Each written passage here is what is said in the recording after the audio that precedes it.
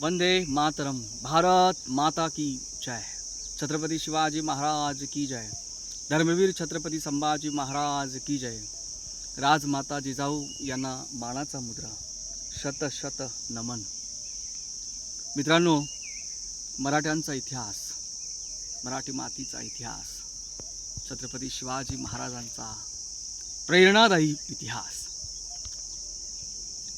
10 November 1659 तो दिवस, ज्या दिवशी दुपारी 2च्या सुमारास, वार गुरुवार होता, छत्रपती शिवाजी महाराजांनी अफजल खानाचा वध केला, त्याचा कोटळा बाहेर काढला।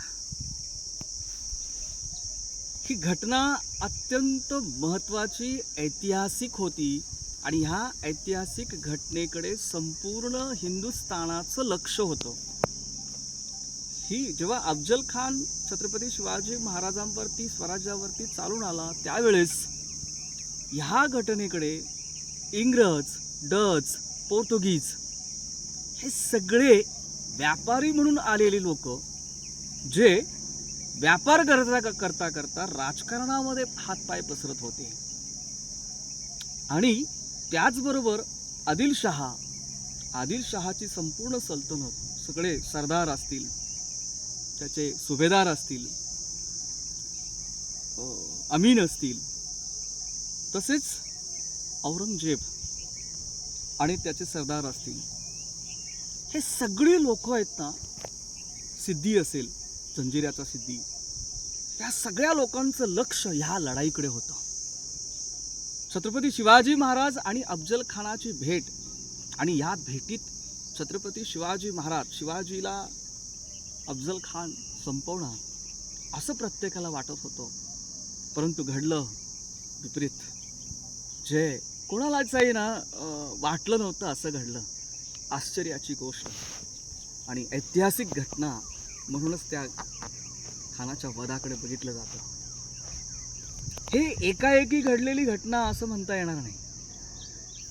350 वर्षाचा कालखंड गुलामगिरीचा आणि सुलतानी अत्याचाराचा, क्रूरतेचा होता, आणि ज्या क्रूरतेमध्ये मराठी जनता भरडली जात होती, मराठी मनगट कमजोर झाली होती, मन दुबळी झाली होती,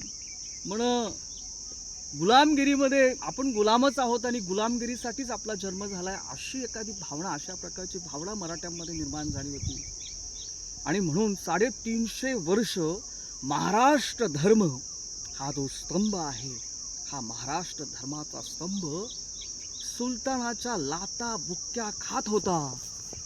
आणि मग एके दिवशी मराठ्यांची अस्मिता जागी झाली आणि त्या महाराष्ट्र धर्मस्तंभातून किंचाळ्या, आक्रोश करत ह्या सैतानांचा नाश करण्यासाठी तो स्तंभ फोडून नरसिंह अवतरला। आणि त्या नरसिंहाने ह्या प्रतापगडाच्या उंबरठ्यावरती, जणू अफजल खान म्हणजे जणू काही सैतानांचा, क्रूर सैतानांचा एक तो अंश आहे, सुलतान आहे, त्याला मांडीवर घेऊन छत्रपती शिवाजी महाराजांनी म्हणजेच नरसिंहाने सुलतानशाहीचा कोतळा बाहेर काढला, पोट फोडलं, असं म्हणायला काही हरकत नाही। बघा मित्रांनो, छत्रपती शिवाजी महाराजांनी अफजल खानाचा वध केला, ते गडावरती आले, आणि गडावर आल्यानंतर जेव्हा जवळजवळ 2 वाजल्यापासून संध्याकाळी 6 वाजेपर्यंतचा रणसंग्राम चालू होता, जो प्रतापगडाच्या पायथ्यापासून ते महाबळेश्वराच्या डोंगरापर्यंत हे सगळं हा रणतांडव चालू होता। मराठ्यांनी ह्या अफजल खानाच्या सुमारे 20,000 फौजेची तानातान उडवून दिली होती। आणि मग ते विजयी वीर छत्रपती शिवाजी महाराजांना भेटण्यासाठी गडावर आले, आणि या सगळ्यांचं महाराजांनी मनापासून कौतुक केलं, सगळ्यांना शाबासकी दिली. आनंद उत्सव त्या ठिकाणी साजरा झाला. आणि आनंद उत्सव साजरा होत असताना आनंद उत्सव साजरा झाला. आणि तो आनंद उत्सव साजरा होत असताना बघा काय असते, आनंद उत्सव म्हणजे किती वेळ करावा. तो आनंद उत्सव काही क्षणासाठी होता.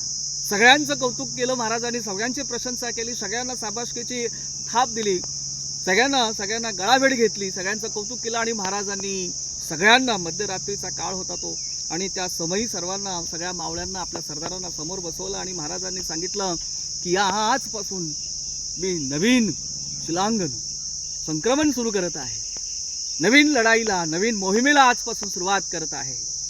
आणि या मोहिमेला सुरुवात करत असताना तुम्ही ज्या उत्साहाने आणि ज्या शीड आणि तुमच्या मनात असणारा राग व्यक्त करण्यासाठी अफजल खान आणि अफजल खानाचा फौजेवर उठून पडला, त्याच जिद्दीने, त्याच आक्रोशाने, त्याच द्वेषाने ह्या मोगल असतील, आदिलशाह असेल, ही जी सुलतानशाही आहे ही संपवण्यासाठी, ह्या सुलतानशाहीचा जो अंमल आहे आणि ह्या सुलतानशाहीच्या ताब्यात असणारा मराठी मुलूक संपूर्णपणे मुक्त करण्यासाठी सर्वांनी आपल्या जीवाचं रान करायचं आहे.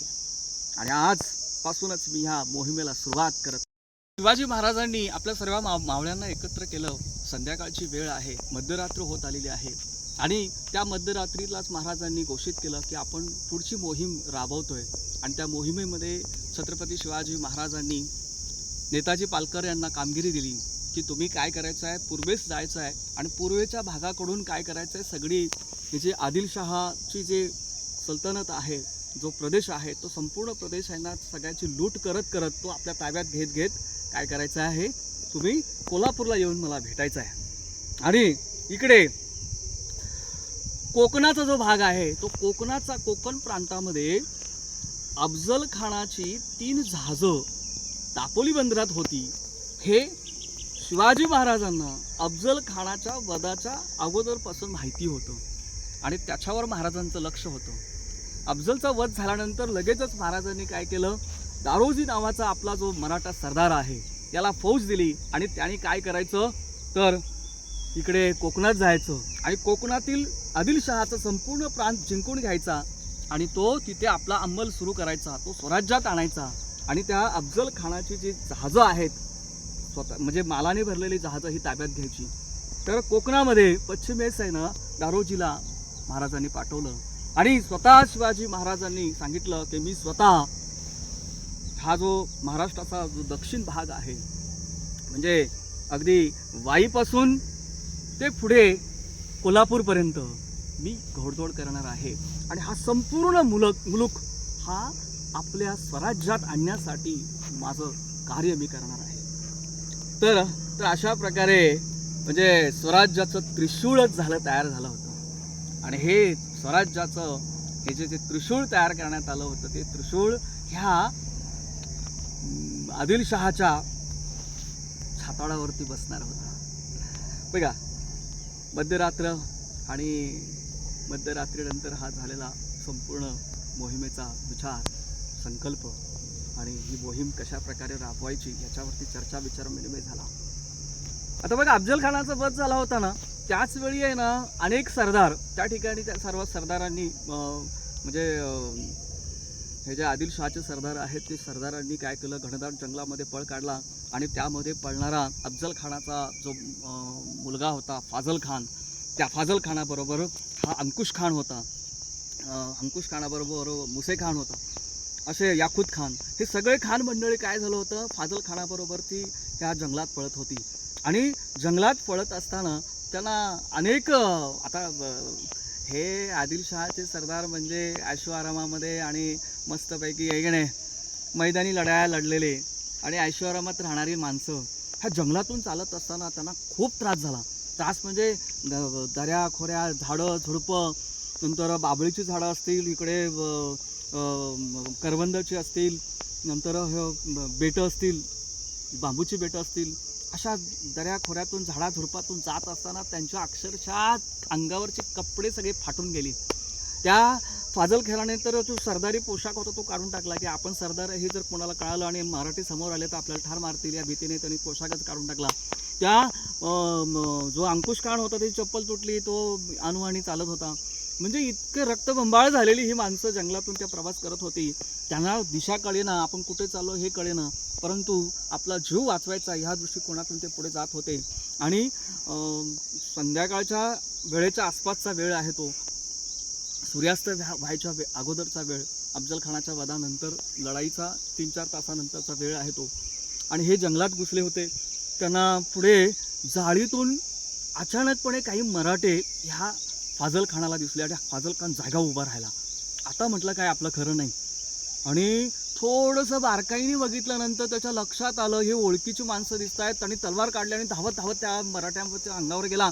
त्या मुसे खानला आणि ह्या अंकुश खानला कळलं की याला काय झालं अचानकपणे हा कशा प्रकारे तो काय करतोय की असा वेड्यासारखा का करायला लागलाय.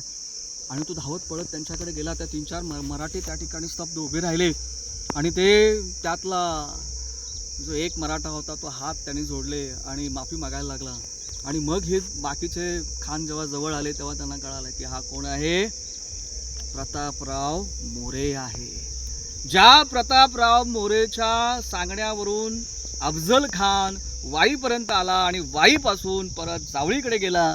ह्या प्रतापराव मोरेला काय हवं होतं की प्रतापराव मोरेला शिवाजी महाराजांच्या विरोधामध्ये बंड करायचं होतं, तो एकट्याने करू शकत नव्हता. महाराजांना संपवायचं होतं, तो करू शकत नव्हता. अफजल खानाच्या मदतीने तो जावळी पुन्हा ताब्यात घ्यायची त्याची इच्छा होती.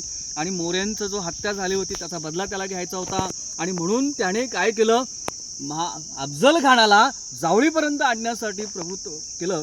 आणि जावळी ताब्यात आली म्हणजे काय होईल की संपूर्णपणे ना आपल्याला पुन्हा आपली सत्ता स्थापन करता येईल किंवा राज्य मिळेल असं ह्या प्रतापराव मोरेला वाटत होतं. आणि म्हणून अफजल खानाने सुद्धा त्याच्यावर विश्वास ठेवला. आणि म्हणून तो काय झाला, अनेक गोष्टी आहेत त्यापैकी ही एक गोष्ट आहे. याच्यामुळे अफजल खान हा जावळीच्या खोऱ्यात आला आणि तो सुद्धा पळत चालला आहे. बघितल्यानंतर आणि तो दिसल्यानंतर आहे ना फाजल खानाने तलवार काढली. इसको तो अभी मारना पडेगा, इसको खतम करना चाहिए असा म्हणून तो ओरडला, किंचाळला.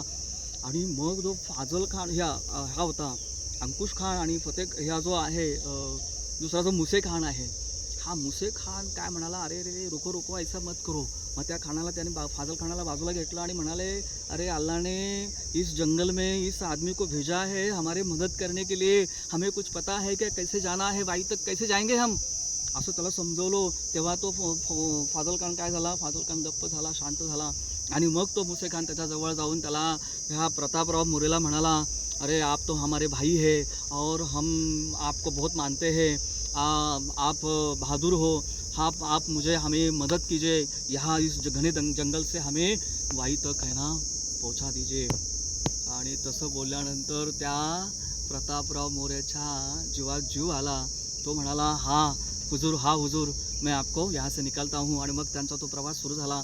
रात्र सुरू झाली आणि रात्रीमध्ये दगड धोंडे आणि ह्या दऱ्याखोऱ्यातून झाडाझुडपातून चालत असताना रक्तबंबाळ झालेली ही माणसं अक्षय चालून त्यांच्या पायाचा अगदी पाय बधीर झाले होते.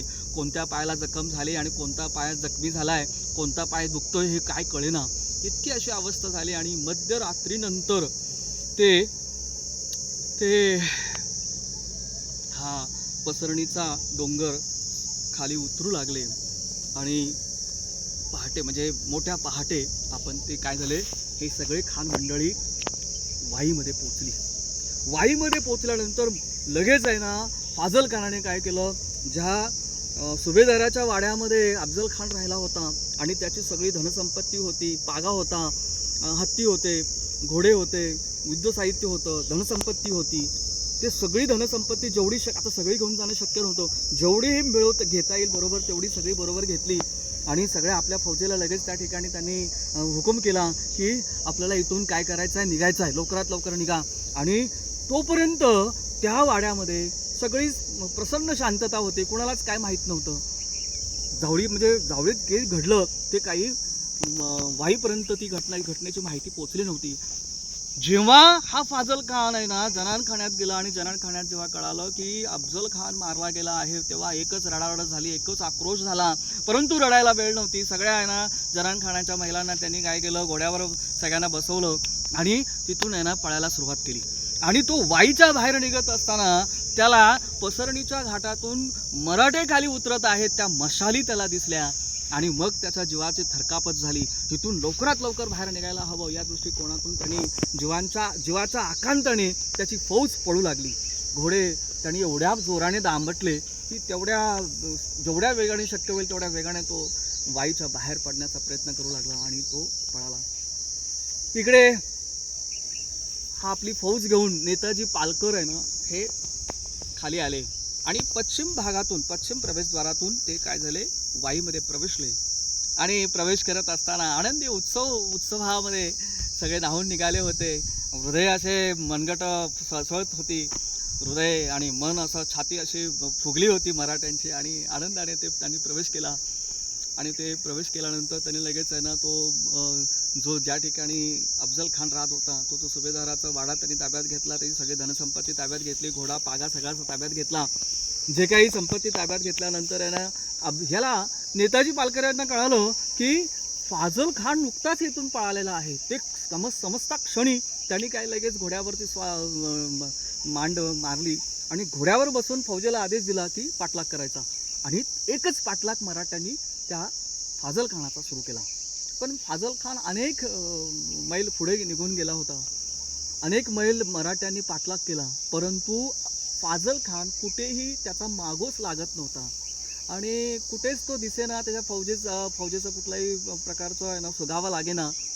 त्यावेळेस नेताजी पालकरांना वाटलं की आपण काहीतरी दिशा चुकलोय किंवा काहीतरी चुकलंय आपलं. मग त्यांनी फौजेला थांबवलं आणि ते परत आहे ना वाईच्या दिशेने निघाले. त्याच वेळेला सकाळची वेळ आहे, उषक काळ होत आहे आणि त्या उषक काळ होत असताना संपूर्ण वाईचं जर चित्र बघितलं होतं तर वाईमध्ये ह्या फाजल खानाचा जो गोंधळ आणि त्यानंतर नेताजी पालकर आले होते त्यामुळे पहाटे पहाटे भल्या पहाटे वाईकर जागे झाले होते. वाईमध्ये आनंद उत्सव साजरा केला जात होता. घरासमोर सडा रांगोळ्या काढल्या गेल्या होत्या आणि आनंद उत्सव करत चालला होता.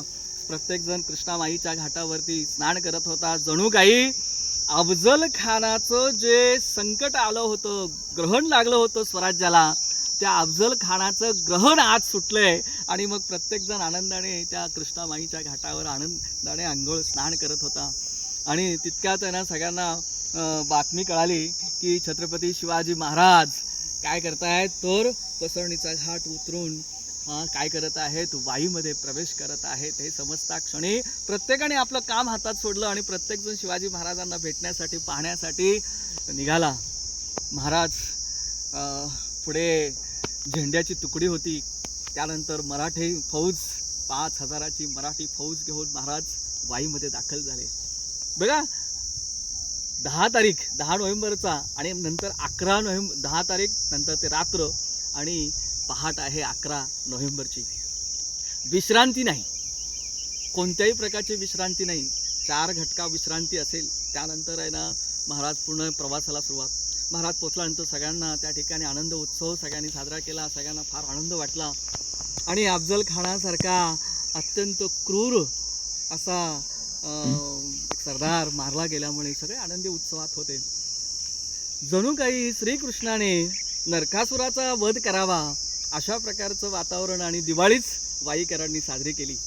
दिवाळीचा सण साजरा करतात तशा प्रकारचा उत्सवही आनंदी वातावरण वाईमध्ये पसरलं होतं. आणि मग तितक्यातच काय झालं, ज्या फाजल खानाचा पाठलाग करण्यासाठी गेलेला जो नेताजी पालकर आहेत ते नेताजी पालकर येऊन शिवाजी महाराजांना भेटले. दोघांची भेट झाली. महाराजांनी नेताजी पालकर आणि त्यांच्या फौजेने जो पराक्रम गाजवला होता त्या पराक्रमाविषयी ऐकलं होतं. महाराजांनी नेताजी पालकर आणि त्यांच्या सगळ्या मावळ्यांचं, आपल्या सगळ्या मावळ्यांचं कौतुक केलं. सगळ्यांच्या पाठीवरती शाबासकी सगळ्यांना दिली. कौतुकाचा हात फिरवला. सगळे आनंदित झाले. महाराजांचा कौतुकाचा हात म्हणजे जणू काही मशालीवरती तेल शिंपडावं आणि मग ती आणखीन तेजोमय व्हावी अशा प्रकारचा उत्साह त्या मावळ्यांमध्ये निर्माण झाला. आणि उत्साह आनंदाचा तो प्रसंग. आणि त्याच काळामध्ये त्या वेळेसच काय झालं, हे अफजल खानाने जेव्हा तो स्वराज्यावर चालून आला, वाईत आला, त्याच वेळी त्यांनी काय केलं होतं, शिरवळ, सासवड आणि सुपे जिंकण्यासाठी काही सरदार पाठवले होते. ते सरदार ज्या पाठवले होते त्या सरदारांनी हे तिन्ही ठाणी जिंकून घेतली होती. ती तिन्ही ठाणी ज्या दिवशी अफजल खानाचा वध होणार होता किंवा अफजल खानाची भेट होणार होती, त्याच दिवशी महाराजांनी आपल्या फौजेच्या तुकड्या ह्या तिन्ही ठाण्यावर पाठवल्या होत्या. आणि त्यांना सांगितलं होतं की ज्या दिवशी मी खानाला भेटणार आहे त्याच दिवशी ह्या तिन्ही ठाणी परत स्वराज्यात आली पाहिजे. आणि ते तिन्ही ठाणी महाराजांच्या सैन्याने जिंकली. आणि तिन्ही ठाण्यांचे जे प्रमुख होते ते मार खाऊन वाईमध्ये परतले होते. म्हणजे तिकडे आग आणि इकडे वीर, तिकडे आड आणि इकडे वीर असा प्रकार झाला. आणि आगीतून उठून फोपाट्यात पडली हे तिघेजण. त्याचं नाव होतं पांढरे राजे, हे ना, पांढरे राजे नाईक, पांढरे राजे. नंतर खराडे राजे नाईक आणि सिद्धी हिलाल, हे तिन्ही जण आहे ना वाईमध्ये आले. त्यांना वाटलं आता बादशाच्या किंवा आपल्या फौजेमध्ये आपण आलोय. पण समोर बघितल्यानंतर शिवाजी महाराज बघितल्यानंतर त्यांनी सरळ काय घेतलं, शरणागती पत्करली. आणि शिवाजी महाराजांना ते शरण गेले. स्वराज्याची चाकरी आम्हाला करायला तुमच्यासोबत घ्या असं त्यांनी विनवणी केली. महाराजांनी तिघांना आपल्या स्वराज्यामध्ये चाकरी करण्यासाठी घेतलं. आणि हे तिन्ही जे खराडे राजे असतील किंवा पांढरे राजे असतील आणि म्हणजे हे मराठे आदिलशहाच्या दरबारात त्यांना राजे ही पदवी होती, पांढरे राजे नाईक. नंतर इथे खराटे राजे नाईक आणि सिद्धी हिलाल हे स्वराज्यात सामील झाले. ठरल्याप्रमाणे मोहिमेवरती नेताजी पालकर निघाले. महाराजांना मुजरा केला आणि ते निघाले फौज घेऊन. शिवाजी महाराजांनी वाईपासून सुरुवात केली. आणि वाईपासून सुरुवात करत असताना त्यांनी कृष्णा नदी ओलांडली, कोयना, कृष्णा, नंतर अशा नद्या ओलांडत महाराज आहे ना सातारकडे आले. वसना, वेण्णा ह्या नद्या ओलांडत पुढे ह्या सगळ्या नद्या पुढे ह्या सगळ्या नद्यांचा ज्या ठिकाणी संगम होतो ते ठिकाण, कृष्णा आणि कोयना माईचं संगम ज्या ठिकाणी होतो त्या ठिकाणी आले. त्याच्या अगोदर महाराजांच्या फौजेने काय केलं होतं, एक खटाव असेल, मायनी असेल, तिथून ते मसूरपर्यंत आणि मसूरपासून कराडपर्यंत हा सगळा विभाग आहे ना आदिलशहाच्या अंमलात होता. तो अंमलात असणारा सगळा सुलतानी अंमलात असलेला प्रदेश स्वराज्यात आणला होता. आणि मग शिवाजी महाराज या ठिकाणी त्यांचं आगमन झालं. कृष्णा, कोयना या ठिकाणी एकत्र येतात. त्या संगमावर महाराजांचं आगमन झालं. कराडची ग्रामदैवता आहे ना त्या ठिकाणी उत्तरालक्ष्मी तिला म्हटलं जातं. ते उत्तरालक्ष्मी प्रसन्न झाली. असं हे प्रसन्न वातावरण. आणि मग आजूबाजूच्या कराड आणि कराडच्या पुढे जाताना कोल्हापूरच्या दिशेने जाताना लागणारी सगळा प्रदेश महाराजांनी जिंकला. आणि तो प्रदेश जिंकत बघा, आता नुसतं जिंकायचं नाही, जिंकल्यानंतर त्या ठिकाणी त्या विभागाची त्या काय करायचं आहे, नियोजन करायचं आहे. तिथे आपली माणसं ठेवायची आहेत. पुन्हा तिथे कुठलाही अंमल ह्या बादशाचा येता कामा नये अशा प्रकारची सगळी व्यवस्था करून नियोजन करून महाराज पुढे जात होते. असं करत करत करत महाराज 25 नोव्हेंबर 1959 महाराज करवीर निवासी म्हणजेच कोल्हापूरला पोचले. कोल्हापूरला पोचल्यानंतर महाराजांचं लक्ष प्रथम कुठे गेलं तर पन्हाळ्याकडे. हा पन्हाळा किल्ला आहे ना अत्यंत प्रचंड भव्य आणि दिव्य आहे. जो शालिवाहन राजा गंडरादित्य याची राजधानी होता तो राजा. तो गड अत्यंत पुरातन गड आणि तो गड आदिलशहाच्या ताब्यात होता. तो जहागिरी होता. रुस्तमे जमान हा तिथला काय होता, सुभेदार होता त्या विभागाचा, त्या जहागिरीचा, त्या ताब्यात तो होता. महाराजांनी लगेच काय केलं, पन्हाळगडाकडे येणं कूच केली आणि पन्हाळगडाला महाराजांनी बेडा घातला. आता इकडे बादशाच्या दरबारात जर आपण बघितलं तर बडी बेगम साहिबीन ती इतकी आतुर झाली होती की तो प्रत्येक क्षण ती आहे ना अशी व्यतीत करत होती आनंदामध्ये की आता तो प्रसंग तिला आठवत होता की आज बाबा हा आज शिवाजी महाराजाची आहे ना, शिवाजी बरोबर आहे ना अफजलची भेट होणार, सकाळी तो जाणार, मग दुपारी भेट होणार, मग तो त्याला पकडणार किंवा ठार मारणार आणि मग आहे ना ही बातमी आपल्याला घोडेस्वार किंवा जे उंट सांडणीस्वार आहेत ती बातमी घेऊन येतील आपल्याकडे. अशा सगळ्या आनंदी वातावरणामध्ये हा दरबार होता. आणि अचानकपणे तिथे एक बातमी पसरली की अफजल खानाचा शिवाजीने कोतळा फाडला, त्याचा मृत्यू झाला. ही बातमी कळता क्षणी ती बडी बेगम साहेबीन काय झाली, पलंगावर पडली. तिने अन्न पाणी सोडलं. या अल्लाह क्या हो गया है ना, मतलब की तिने अन्न पाणी सोडलं इतकी तिला धक्काच बसला. आणि तो आदिलशाह आहे त्याच्यावर तर डोंगर पर्वतच कोसळला. त्याने तर दरबार बंद करून टाकला, महालाचे दरवाजे बंद करून टाकले. 2-3 दिवस महाल आणि दरबार बंद होता. सर्व ठिकाणी सगळी शांतता, स्मशान शांतता, आणि सगळे दुःखी कष्टी आणि त्रासलेले होते, चिंतेत होते. आणि त्यानंतर लगेचच शिवाजी महाराज वाईवरून सातारा काबीज करून कोल्हापूरच्या दिशेने आलेले आहेत, कोल्हापुरात प्रवेश झालेत, अशा बातम्या सतत आहे ना त्या बादशाला मिळत होत्या. आणि बादशाच्या दरबारात एक बातमी येऊन धडकली की शिवाजी महाराजांनी पन्हाळगडाला वेढा घातला आहे. त्यावेळेस मात्र बादशाला फार मोठा धक्का बसला की आता ह्या शिवाजीचं करायचं तरी काय. हा फार मोठं टेन्शन त्याला चिंता लागली होती की हा करायचं काय शिवाजीचा. शिवाजी महाराजांनी आदल्या दिवशी वेढा दिला, आदली दिवस रात्र गेला. आणि दुसऱ्या रात्री मात्र बघा काय असते, जेव्हा पहिल्या दिवशी वेढा दिला तेव्हा तो गडाचा जो पन्हाळ्याचा जो किल्लेदार होता ना तो पण आश्चर्यचकित झाला की हा कोण माणूस आहे आणि कुठून आला आणि कसाला वेढा घातला. पण त्याला नंतर कळालं की हा शिवाजी आहे कळाल्यानंतर तो म्हणाला मग आपल्या अफजल खानाचं काय झालं, असा प्रश्न त्याला पडला. आणि तो तोफा वगैरे ना मराठ्यांवरती दागत होता, तोफगोळे येऊन पडत होते. तोफा एका ठिकाणी डागल्या की आपले छत्रपती शिवाजी महाराजांचे मावळे आहेत ते दुसऱ्या ठिकाणी पळायचे, दुसऱ्या ठिकाणी डागल्या की ते तिसऱ्या ठिकाणी पळायचे. त्या म्हणजे वरती जे सैनिक होतं बादशाचं त्याला सगळं हैराण करून टाकलं होतं. आणि अत्यंत हैराण झालेलं सैनिक. परंतु मावळे मात्र जसं गुळाला मुंगळे चिटकावेत तसे त्या गडाला चिकटले होते. आणि वेड्याचा दुसरा दिवस जो आहे त्या रात्री मात्र मशाल घेऊन मावळे सगळे वर चढले, अगदी तटापर्यंत पोचले. आणि तटाला पोचल्यानंतर भिडल्यानंतर जे तटाच्या वरती जे हशीम होते त्यांना तिरंदाज जे होते तिरंदाजाने त्यांना ठार केलं. नंतर जे काही गोळ्या झाडून त्यांना ठार करण्यात आलं.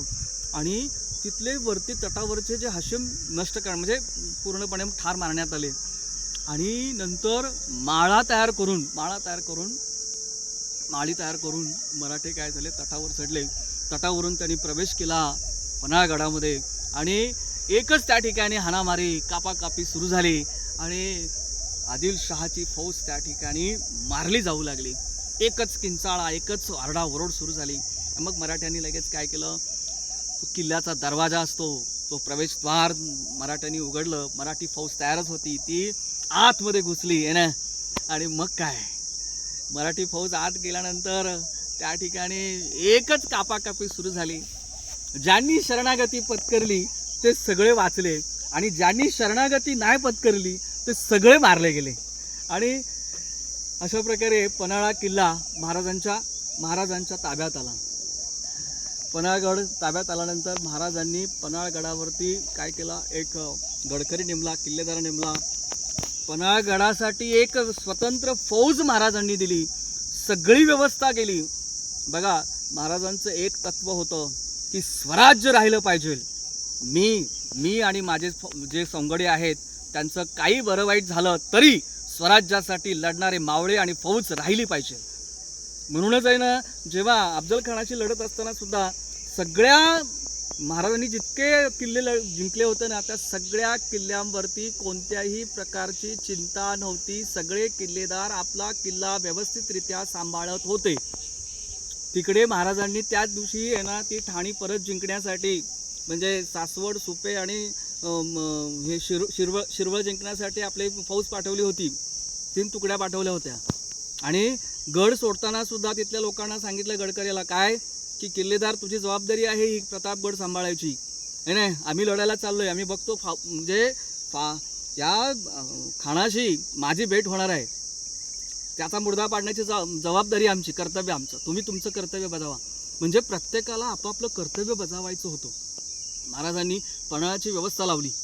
आणि ही बातमी जेव्हा आहे ना आदिलशहाच्या दरबारी पोचली की पन्हाळा शिवाजीने जिंकला आहे, तेव्हा त्याला फार मोठा धक्का बसला. आणि फाजल खान होता की जो बापाच्या वधामुळे तो चिडला होता, शिवाजी महाराजांचा बदला त्याला घ्यायचा होता. त्यात आणखीन एक व्यक्ती काय झाला, सामील झाला. त्याचं नाव होतं रुस्तमे जमान. हा रुस्तमे जमान महाराजांच्या विरुद्ध पेटून का उठला, कारण त्याची कोकणातली अनेक ठाणी महाराजांनी जिंकून घेतली. आणि आता पन्हाळा किल्ला सुद्धा महाराजांनी जिंकला, जो त्याच्या जहागिरीचा भाग होता. आता त्याची जहागिरीचा संपूर्ण भाग शिवाजी महाराजांच्या ताब्यात गेल्यानंतर तो पेटून उठला. तो लगेच फाजल खानाला बरोबर घेतलं. दोन्ही समदुक्ती माणसं एकत्र आली आणि बादशाच्या दरबारात गेली. बादशाला विनंती केली की आम्हाला लढायला परवानगी द्या. बादशाह तयारच होता. बादशाला काय पाहिजे होतं की शिवाजीचा बंदोबस्त करणारा कोणीतरी सरदार पाहिजे होता. या दोघांनी जबाबदारी घेतली. लगेच बादशाने त्यांना 10,000ची फौज दिली. ती 10,000ची फौज घेऊन हे काय झाले बघा, पन्हाळा महाराजांनी जिंकला 28 नोव्हेंबर 1659ला. त्याच्यानंतरचा जो मधी काळ आहे, जो महिनाभराचा काळ आहे, आणि त्यानंतर ही 10,000ची फौज घेऊन हा फाजल खान, नंतर त्याच्याबरोबर फाजल खान होता, याकूत खान होता, अंकुश खान होता, मुसे खान होता त्याच्यानंतर फतेह खान होता.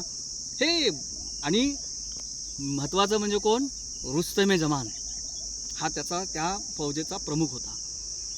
ह्या सर्वांनी आहे ना, नंतर मुल्ला आहे खान होता, आहे नंतर दुसरा, असे बरेचसे खान सरदार बरोबर, आणि 10,000ची फौज, परत हत्ती घोडे आणि सगळा लवाजमा घेऊन, दारुगोळा आणि सगळा लवाजमा घेऊन ही फौज आहे ना महाराजांच्या दिशेने, म्हणजेच पन्हाळ्याच्या दिशेने जायला लागली. आणि सगळ्या इत्तनभूत माहित्या मराठ्यांच्या बघा, महाराष्ट्र स्वतंत्र होण्यामागे आणि स्वराज्य निर्माण होण्यामागे जर सर्वात मोठी भूमिका जर कोणाची असेल तर ती भूमिका आहे गुप्तहेर संघटनेची.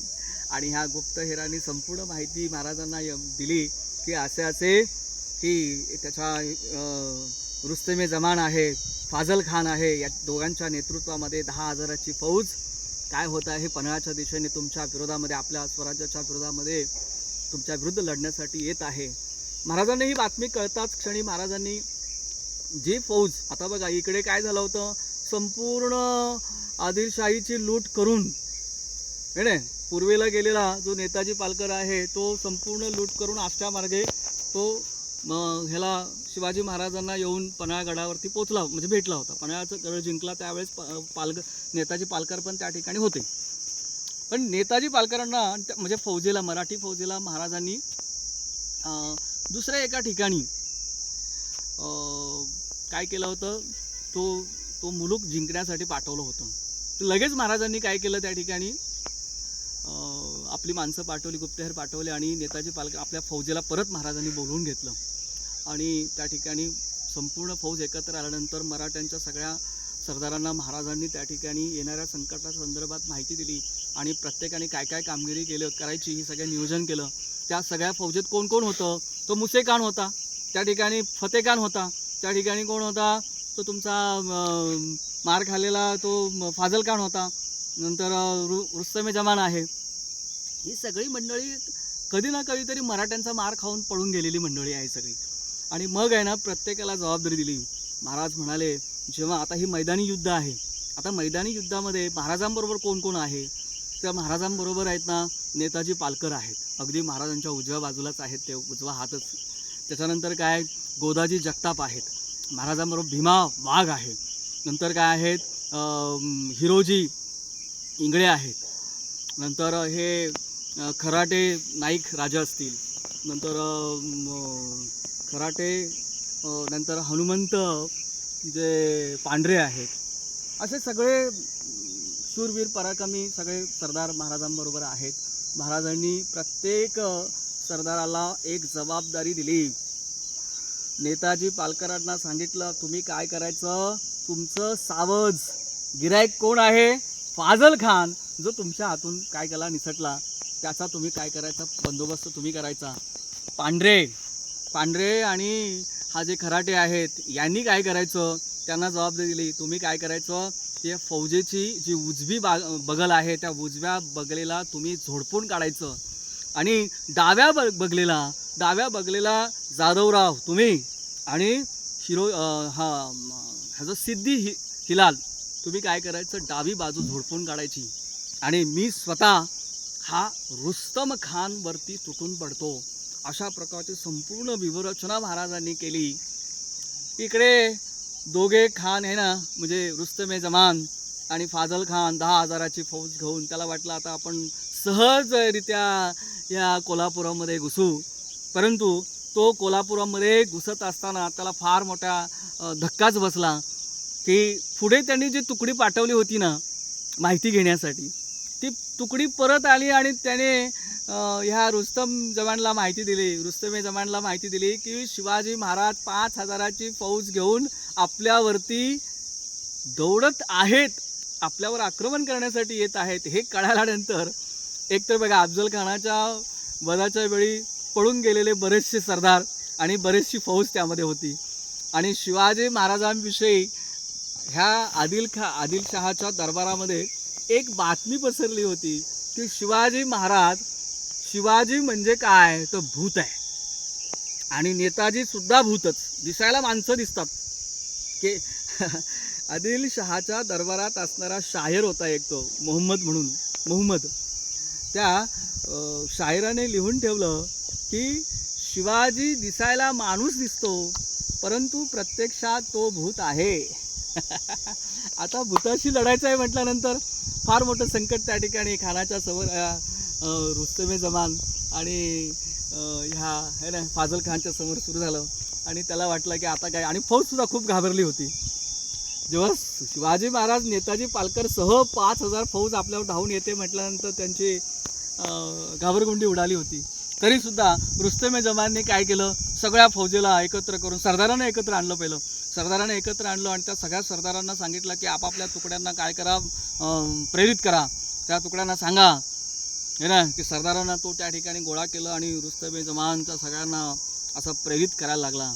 तो म्हणतो, आप सभी के लिए एक मौका है, शिवाजी और शिवाजी की जो फौज है उस पे टूट पड़ो. जो बेइज्जती हमारी जो बेइज्जती हुई है उसका मुंहतोड़ जवाब देने का वक्त आ गया है. आप सब क्या हो, सुरमा हो, बहादुर हो. अब समय आ गया है कि आप आपकी बहादुरी दिखाओ, डरो मत, आप सब सुरमा हो. तर अशा प्रकारे तो त्यांना काय केलेला प्रेरणा द्यायला लागला. आणि परंतु हे मनाने खचलेले घाबरलेले सगळे सरदार आणि त्यांची फौज आहे ना, आणि मग काय मराठ्यांची फौज आणि ह्या जो रुस्तमे जमान आहे, फाजल खान आहे, ह्या फौजेचं असं तुंबळ युद्ध त्या ठिकाणी सुरू झालं. महाराजांबरोबर जी तुकडी होती ती संपूर्णपणे रुस्तमे जमानवर तुटून पडली आणि रुस्तमे जमानचे एक एक आहे ना त्या ठिकाणी हाशिम होते, गनीम होते, ते मारले जात होते. दुसऱ्या ठिकाणी फाजल खान होता. फाजल खानवरती तर नेताजी पालकर आणि त्यांचे मावळे तुटून पडले होते आणि या फाजल खानाची जी फौज आहे ती अर्ध्यानी कमी झाली आणि आता आपलं सैनिक मरतंय, आपल्या जीवावर येणार, तर तो घाबरला. तो तयारीतच होता की पळायचं आपल्याला आहे ना, जीव वाचला पाहिजे. आणि जेव्हा त्याची अर्धी फौज आहे ना त्या नेताजी पालकरांच्या मावळ्यांनी संपूर्ण मारून टाकली किंवा खतम करून टाकली आणि आता आपल्या जीवावर वेतणारे असं कळता क्षणी फाजल खान पळायला लागला. आता फाजल खान पळतोय म्हटल्यानंतर इकडे त्याच्याबरोबर असणारे जे काही सादिक खान असेल किंवा तो अंकुश खान असेल, याकूत खान असेल, ना फतेह खान असेल, हे बघतायत की हा फाजल पळायला लागला आणि या सगळ्यांची पण दानादान उडाली होती. म्हणजे एक प्रकारे काय केलं होतं, चारी बाजूंनी आहे ना मराठ्यांनी कोंडलं होतं. मैदानी युद्ध असतं, त्या युद्धामध्ये जर तुमची फौज चारी बाजूंनी कोंडली गेली तर मात्र तुमचा पराभव निश्चित असतो. आता चारी बाजूंनी कोंडले गेल्यानंतर पळणे हा एकच मार्ग शिल्लक राहतो. मग या ठिकाणी फाजल पळायला लागला की फाजलच्या मागे मग इथे सगळे इतर खान पळायला लागले. हा रुस्तम जमान सगळ्यांना सांगत होता, थांबा थांबा, लढा, है ना, भागो मत, है ना, दुश्मन पे टूट पडो. पण त्याचं ऐकत कोण होता? कोणीही ऐकत नव्हतं. ऐकण्याच्या मनस्थितीत कोणीही नव्हतं. कारण संपूर्ण म्हणजे ते मरण ते समोर बघत होते, साक्षात भूत समोर नाचत होती आणि त्यांनी जो थैमान मांडला होता मराठ्यांनी, तो बघितल्यानंतर यांची गाळण उडाली होती. आणि हे मग काय, सरदार पळायला लागल्यानंतर शेवटी रुस्तमे जमान सुद्धा पळायला लागला आणि तो पळत सुटल्यानंतर मराठे त्यांच्या मागे पळायला लागले. तेव्हा शिवाजी महाराजांनी सगळ्यांना थांबवलं आणि म्हटलं, अरे थांबा, पळू द्या त्याला. काय महाराज ते पळणारे आदिलशाही फौज बघत होते, आनंदी झाला होता त्यांना आणि हसत हसत ते म्हणाले, अरे त्या रुस्तमला जाऊ द्या, तो बादशाहच्या दरबारी जाईल आणि तुम्ही गाजवलेल्या पराक्रमाविषयी बादशाहला सांगेल. बादशाहला सांगणारा कोणतरी पाहिजे ना, जाऊ द्या त्याला. आणि अशा प्रकारे फाजल खान, रुस्तमे जमान यांनी जी 10,000ची फौज होती, ती 10,000च्या फौजेला 5,000 मराठ्यांनी अक्षरशः त्यांचा बुकना करून टाकला आणि त्यांची चटणी करून त्याला पळवून लावलं. आणि अशा प्रकारे मोठा विजय मराठ्यांना मिळाला. आणि हे सगळं मिळत असताना बघा, अनेक महाराजांनी स्वराज्याची स्थापना करत असताना किंवा स्वराज्य निर्माण करत असताना स्वतःच्या जीवाला जास्त महत्त्व कधी दिलं नाही मित्रांनो. ते स्वराज्य सुरक्षित कसं राहील हे बघून पुढची चाल करत होते. 10,000ची फौज येते म्हटल्यानंतर पन्हाळगडावर न राहता महाराज सुरक्षित ठिकाणी परत आहे ना जावळीच्या खोऱ्यात किंवा ह्या प्रतापगडाच्या पायथ्याशी प्रतापगडावर जाऊ शकले असते स्वतःचा जीव वाचवण्यासाठी. 10,000ची फौज येते ना, पण नाही. जर महाराज जर आहे ना पुन्हा आहे ना स्वराज्यामध्ये म्हणजे प्रतापगडाच्या दिशेने गेले असते तर ही संपूर्ण 10,000ची फौज कुठपर्यंत आली असती? स्वराज्यात घुसली असती. पुन्हा स्वराज्य संकटात सापडलं असतं. आणि म्हणून स्वराज्याच्या बाहेर अगदी शेवटचा जो किल्ला आहे पन्हाळगडावरती आणि पन्हाळगडाच्या पुढे जाऊन, गडाच्या खाली पण नाही, पन्हाळगडाच्या पुढे अगदी कोल्हापूरच्या जवळ तिथे लढाई झाली आणि त्या लढाईमध्ये त्यांचा धुवा महाराजांच्या सैनिकांनी उडवला. एक गणित झालं की महाराज जिथे, मराठे जिथे, तिथे विजय नक्की होणार. आणि हे पळून आलेले सरदार जेव्हा बादशाहच्या दरबारी आले तेव्हा बादशाहने कपाळावर हात मारला. हे शिवाजीचं करायचं काय? हे शिवाजी, अरे आहे तरी कोण हा शिवाजी? तो नाकात दम आणून ठेवला त्याच्या. आणि तो हैराण परेशान आणि चिंताग्रस्त. आता तो कोल्हापूरपर्यंत आलाय. आज उद्या तो आपल्या आदिलशाही विजापुरावरती आक्रमण करेल की काय, ही भीती बादशाला सतत लागली होती. आणि बघा, शत्रूला मारणं सोपं असतं, फक्त तुमचा पराक्रम गाजवा. आणि पराक्रम गाजवत असताना कधी विश्रांती घेऊ नका. एकदा विजय मिळाला की लगेच विश्रांती नको, काम सातत्याने करा. महाराजांनी सातत्याने खानाच्या वधानंतर सातत्याने घोडदौड केली. बघा, 14 दिवस नेताजी पालकर संपूर्ण लूट घेऊन आहे ना, बरोबर खानाला मारल्यानंतर 14 दिवसानंतर आहे ना तो पन्हाळगडाच्या पायथ्याला पोहोचला. त्यानंतर शिवाजी महाराज 25 दिवस घोडदौड करत आहेत. म्हणजे 25 नोव्हेंबरला तिथे पोहोचलेत, म्हणजे 10 तारखेनंतर 25 तारखेला. आणि 18 म्हणजे 28 नोव्हेंबर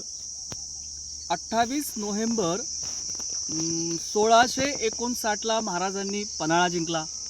आणि पन्हाळगडानंतर पुढे हे जे कोल्हापूरजवळ झालेले हे जे युद्ध आहे फाजल खान बरोबर, रुस्तमे जमान बरोबर झालेले जे युद्ध आहे, हे युद्ध झालंय 28 नोव्हेंबर 1659, म्हणजे 1 महिन्यानंतर.